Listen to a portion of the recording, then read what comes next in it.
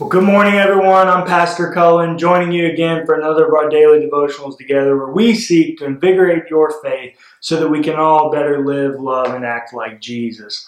And this week, we're going to be practicing journaling, spiritual journaling as we reflect on what God is doing in our lives and tracking it so that we can see the pattern that God is doing in our lives. And this week we're going to be in Psalm chapter 30. Now I want us to start off with a really good, enriching day of reflection.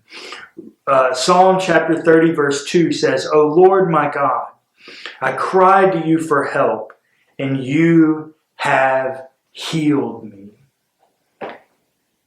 All of us have things that have wounded us. We have wounds, we have baggage, we have a past, we have history. And yet somehow we all have these stories of how God has healed us.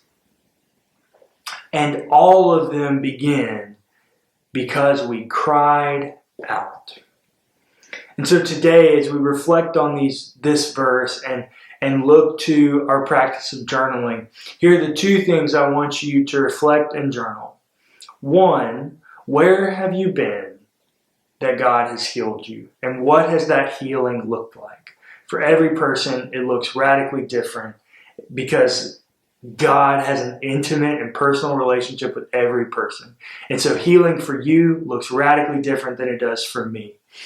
And so reflect on healing, where you've been and what God has healed you from.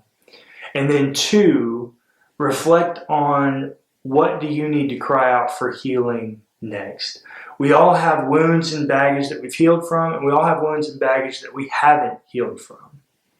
Well, it's time to reflect on what's a wound that needs healing. What's a wound that you're trying to heal from? And let's take that, let's reflect on it. Let's reflect on what crying out to the Lord for help looks like specifically for you in this time. Let's take the day, reflect, journal, remember the healing we've experienced, and look forward to the healing that we're going to receive from the Lord. And I'll see you again tomorrow.